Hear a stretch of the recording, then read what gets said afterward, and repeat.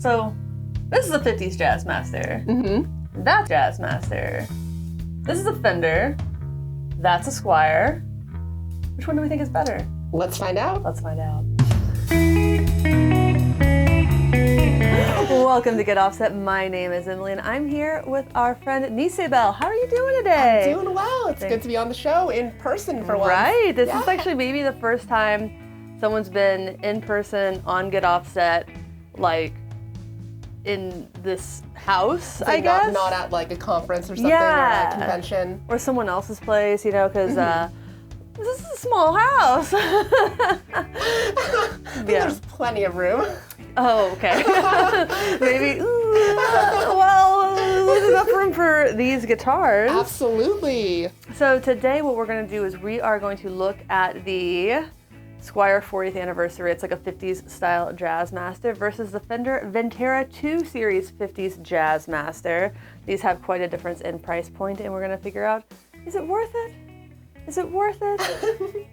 I'm hoping so, but what I'm curious about, do you know, I know this one just came out. This is rather new. When did this one come out? I want to say way earlier this year or even last year. Okay. It's been around for a while, and I got that on Pro Audio Star for like $250. $250? It was something like one of those things where you're like, I don't think they're supposed to be selling it for this little, but yeah, definitely under MSRP. That's crazy. I just bought a used Squier CV Mustang, so what, like 2019 for $350. Like, yeah, $250 that was a steal. I don't think that was more than $300. That's incredible. Yeah.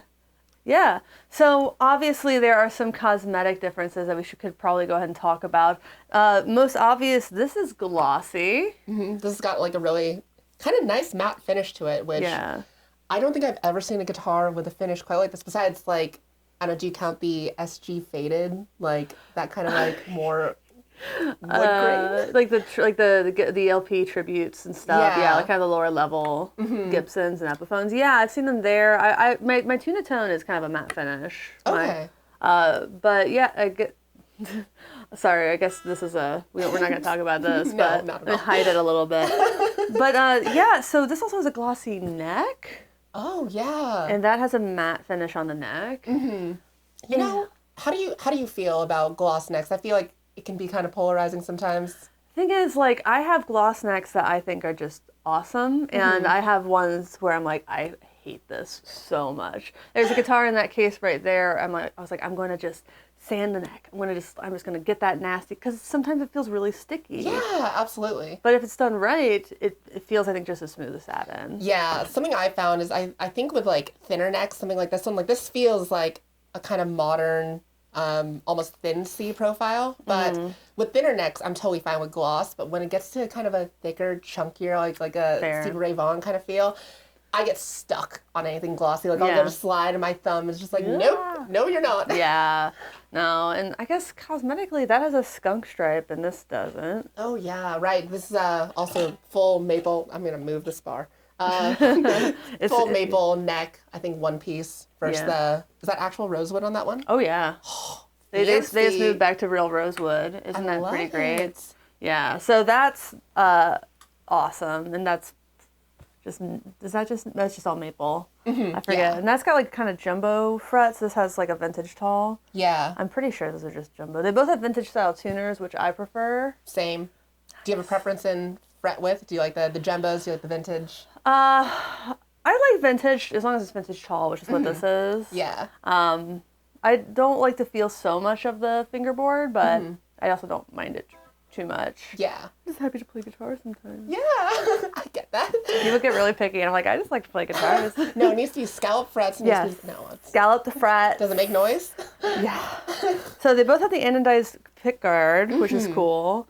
And this is kind of more authentic in terms of the toggle color. And but everything else is kind of similar looking. I'm sure the pickups are very different, but we'll have to hear them. I was wondering if, the bridges are also different. This one's got the Mustang style bridge, Oh, it does. This has the traditional. I was wondering didn't think about if you know on Jazzmasters from this era, did they have these kind of knobs, or did they have the witch hats? No, I think they had these in the 50s. I honestly never know which Jazzmasters had witch hats and which ones did not. I don't know. I think they're fun, though. I have a guitar with them. I put witch hats on my Jag. I love them. Nice. They're cute. I like them a lot. So we'll talk about the setup. Right now, both of these guitars are going into an Old Blood Noise Endeavor split meld. And then for distortion later, we will have the 2 positive, the true stereo overdrive from Montreal Assembly. But that's going into a mono out. So these are also then going into the Chimera plugin, the Benson Chimera plugin from Mixwave. So that's about as even Stevens as I felt like I could get it, where people wouldn't complain. Totally. Yeah. Yeah, and we were playing a little bit. It seems like their levels are pretty similar, so I don't think there's any compensation there. Yeah. So they're all going into the same track, which hopefully I won't regret in post. But I probably will. I always do. It's what it is. So I've played both of these guitars, and you haven't. I have not. The last Jazzmaster I played was Pancake. So... That's Mike Adams' personal Jazzmaster, for those who don't know. The uninitiated, it's a celebrity. I saw him at the airport when we were going to the Fretboard Journal, and I was taking a video walking up to him. I said, "Oh, celebrity sighting." And then he's like, "Oh, I'm just a guy." And I was like, "I was talking about Pancake." He's like, "Oh, f*** you." I mean... he said it lovingly. Yeah, no. Definitely a celebrity guitar. But yeah, even as much as I love offsets, I just don't play Jazzmasters that much. And so I'm excited to dive into both of these. Yeah. So first things first, which one would you pick by looks? By looks, that's... You know what? Okay, here's where I'm at. I like the color of this one better. That's kind of like a darker, almost like... Let's hold them side by side. Yeah, I was going to say a little bit like... This is a little darker. This is the desert sand. Yeah, I was like a little too much cream in the coffee kind of color, but that'd be a ruined cup of coffee. Aesthetic-wise, though, Fries in Seattle. I definitely love everything going on. I love the look of a rosewood board, and I think it just makes lighter colored bodies pop so much more. Yeah. So aesthetically, I'll go that one, even if I like this color a little better. Okay, all right. What about the neck? I mean, you said rosewood already. I said I do like to look at the rosewood, but just feeling this feels like a really good neck. And we'll see. We'll see how you feel afterwards. So let's go ahead and let's do some playing on that, and you can give some impressions of it overall. Definitely. Yeah, and then we can trade these. All right. So I'll start where I always do, which is the bridge pickup. It's the pop punk in me that I can't leave behind. Yeah.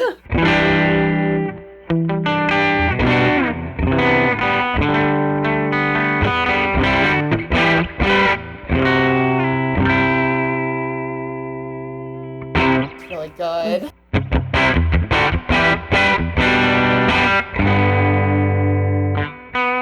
right, let's see what the middle sounds like.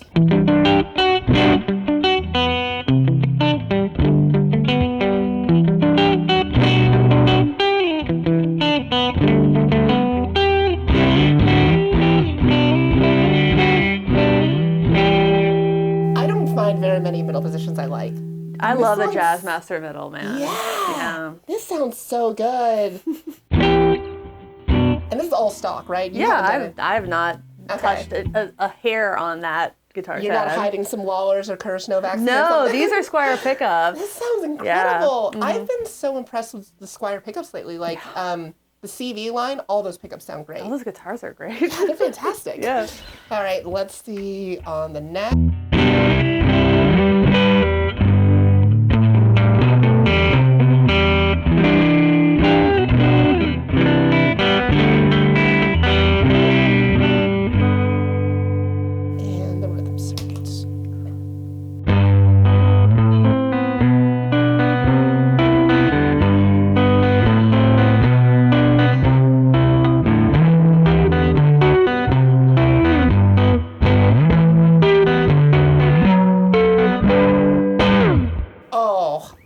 The growl on that rhythm circuit. Yeah. That sounds so good. Especially with some distortion, that rhythm circuit usually sounds pretty sick. I'm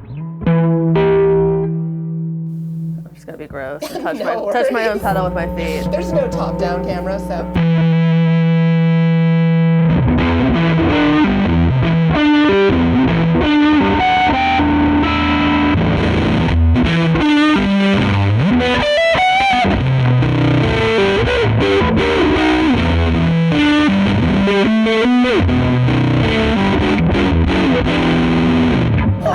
Oh my god, that sounds so good. Yeah, it's sick, right? Absolutely. I am thoroughly impressed with this, especially like I think so many people get a bit of hang up in their head when they see the Squier name, when they hear the Squier name. And they definitely do. I mean, because they're not the guitars that they were in the 90s and the early 2000s. They are so much better than they used to be. Like, they used to, like, my first guitar was a Squier, so I'm not going to, like, rag on those Squiers. But, like, for being affordable, they're really good. They're never perfect. Like, people are like, oh, they're better than, like, well-made Fenders or whatever. I'm like, no, man. Like, I've had to replace, like, output jacks on them. They're like falling out, like fixing electronics. Like there's stuff that's not perfect about them, but that's pretty close. Absolutely. Like I actually, when I first started playing bass, but I actually went with the Epiphone because I had heard so much about how bad Squiers are. And mind you, this is back in 2004, 2005. Right. So yeah, but like, no, these are great. The one hang up I do have, and I found this with a lot of Squiers, is the weight.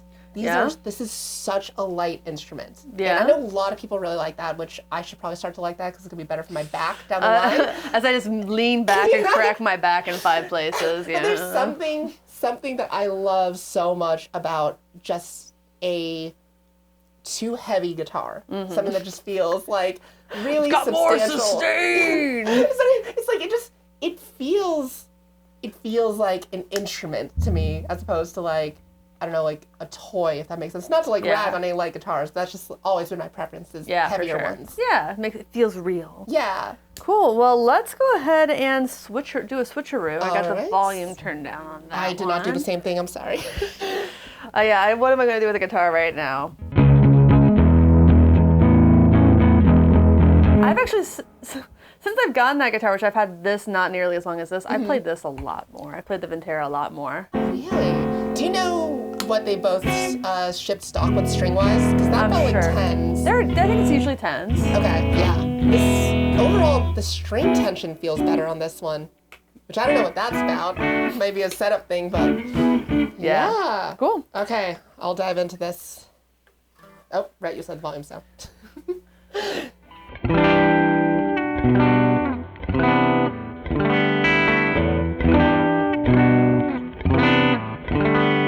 Such a more delicate bridge sound, almost. Yeah. I'm assuming that's that vintage spec pickup, but.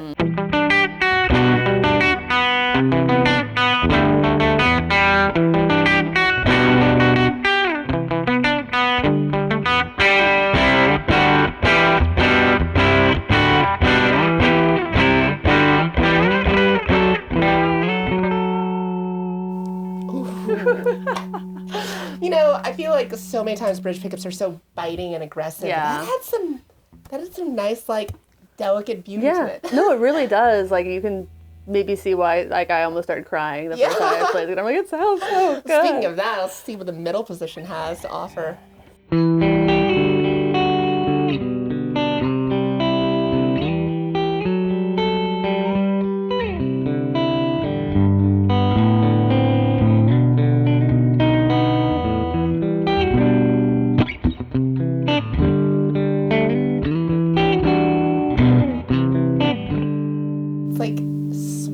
Yeah, it's so sweet. Yeah. Wow, that's really a pretty sound.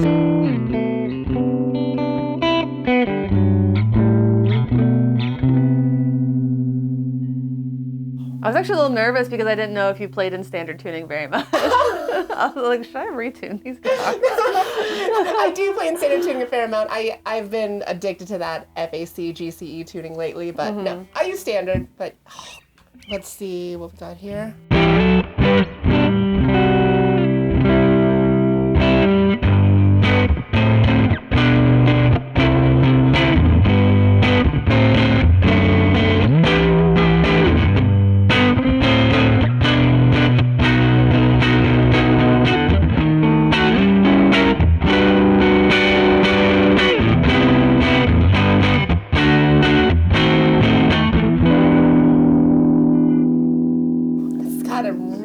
I feel like so many times the bridge or neck pickups are so muddy. They can be. Yeah. And I don't feel like that's often the case on a Jazzmaster, but Maybe I gotta play more Jazzmasters. Maybe you do. Maybe my next guitar is gonna be a Jazzmaster. Yeah, because like the bridge neck on this one. Damn, that is outputting a lot. Can we get ease on that one? On the next is just Sure. side by side. Yeah, there's like some up there. I think that also might be pickup height. Like just could be. looking at it, I'm gonna see. I don't know if the camera can catch that, but it looks like there's about a 1/4 inch there, and then maybe closer to an 1/8 inch on that one, spacing wise. So, but yeah, definitely a little more oomph on that. But I do like, I don't know, just maybe the less low end or the tighter low end that you get on this one. Which, let's see if that carries to the rhythm circuit.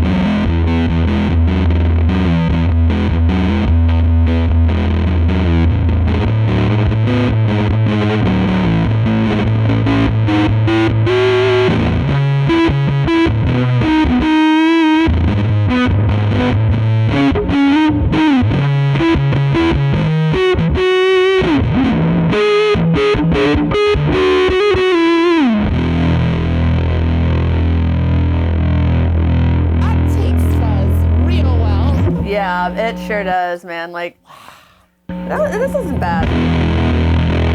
But compared to that. This is, I will say, I think everything that the Squier is doing great, which that is a great guitar. This, like, I think if you like Jazzmasters, yeah, you will love this. You'll really like it at least. You'll be very happy with this guitar. If you don't want to pay $600 or more for an instrument, and you like Jazzmasters, I think you'll be really, really happy with it. Yeah, that is such a great instrument, but I feel like the Vintera 2 just kind of refines on everything that thing's doing well, which is, yeah, I mean, if I had to pick between the two, I'm taking this home, so. No, you ain't. No. She's gonna walk right out the door with it. Walk right out the door. Oh my God, never be seen again. This is fantastic. I think every pickup selection, every pickup combination on here sounds fantastic. Yeah.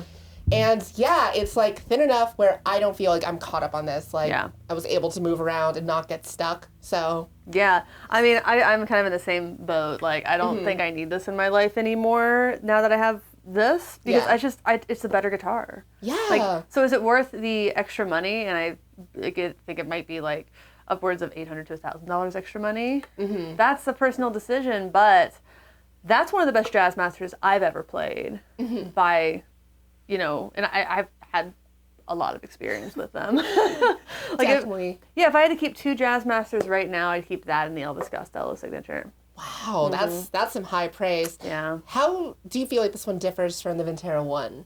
I've never played the Vintera 1. Oh, okay. No. Neither have I. So yeah, I hear that had some problems, but I don't know. This is a great guitar. This is the first guitar I've gotten from Fender in a while where the fretwork I thought was great. Yeah. Yeah, the fretwork on this is good. I haven't really, I don't think about it that much. But it's not flat, it's well rounded. Like, this has good fretwork too, actually. Yeah, I was pretty impressed with that. Like, even bending on that felt great, which I can't say about a lot of the Squiers I've played, but a lack of polish is totally fine. That's something that we can fix on our own. So. Yeah. So how would you feel about throwing a little bit of an audible right here? Because there's a guitar right behind Rick that is in this vein, but not. What do we got? You can hand me the whole bag, Rick. No? Is it the same color?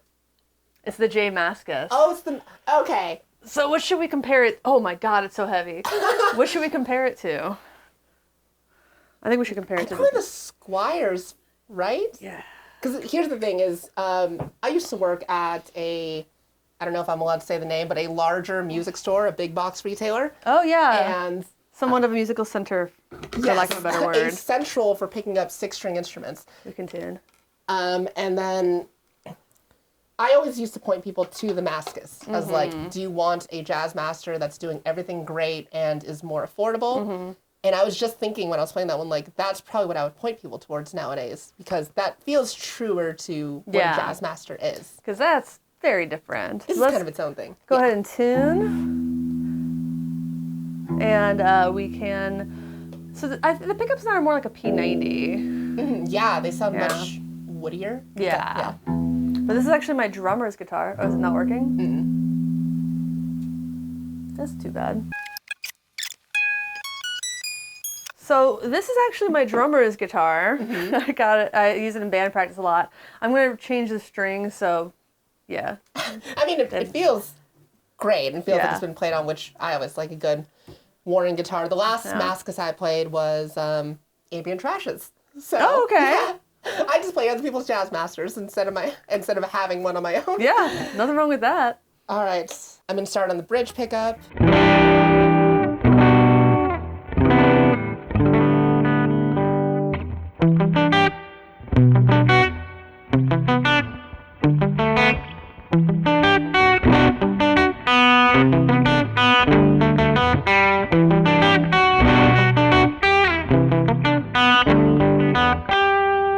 Sounds so different. It does. It was like, it's a completely different animal. Yeah. Yeah. It's like no comparison. Well, I mean, obviously you can compare them. That's the job of... But like, it's just like they're not close. It's, Definitely. And I also say the neck definitely, it fills the hand much more than that profile does. Fills the hand. As they say in the industry, fills the hand. You know, at least it doesn't have stiff pots.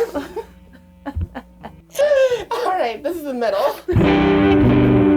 I'm glad Fender's not sponsoring this video. I'm just doing it for fun. Because they'd be like, what are you doing? Just gonna need to cut around all of the stiff pot jokes if that were the case.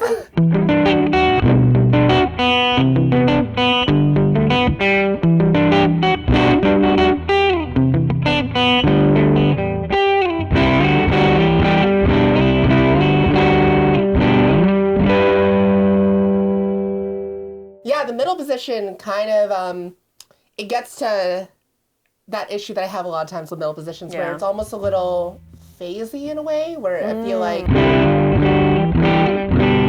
there's just like that little bit of mid boost that I feel like isn't necessarily a bad thing, but is always like something for me and the type of music I play. Like it's a little difficult to work with. Sure. Yeah, but not a bad sound by any means.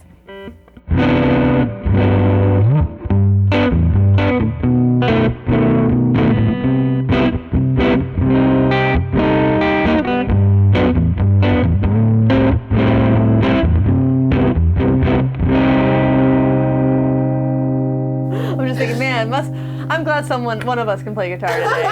I'm telling you, if we just put a slide on that finger, oh boy, done deal, right? We'll raise the action on all these guitars. Yeah. So yeah, they just sound so different. Like you can't really compare them. That's the neck on that. We just get an E on the neck on that. Let's try the middle. Oh, you first. That's the middle position? Yeah. Dang, all right, let's do the bridge. These are very different. Like, but of course, J Mascis isn't playing that clean at the same time, so. I was going to say, this feels like a rock machine.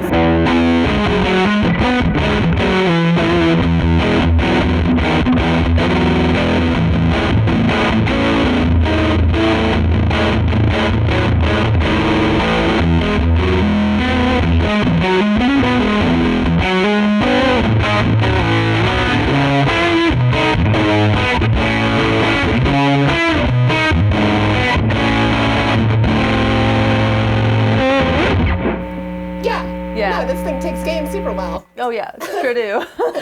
Yeah, I think there's not really too much of a comparison between these two. I think that if you're looking for something that is going to be just a rock machine, just something to really just wail on with a ton of gain, this might be the guitar for you. But I don't like that clean. No, not at all. This might be a hot take, but P90s clean in general have never been my taste. Sure. Yeah. It just depends on the P90 for me, but yeah, I get that. Yeah, it's definitely a very distinctive sound, and I think that, people have found uses for clean P90s. I haven't. All good. Cool. Well, thank you, Nisabel, so much for joining me. If you aren't already subscribed, please go subscribe to her channel. Link in video description. Anything else you want to plug? No, so come check me out on YouTube or Instagram if you're interested. And other than that, find yourself a good Jazzmaster. You can't go wrong with any of these three. Point with a good finger. Find yourself a good Jazzmaster. Find it. You're going to thank yourself later.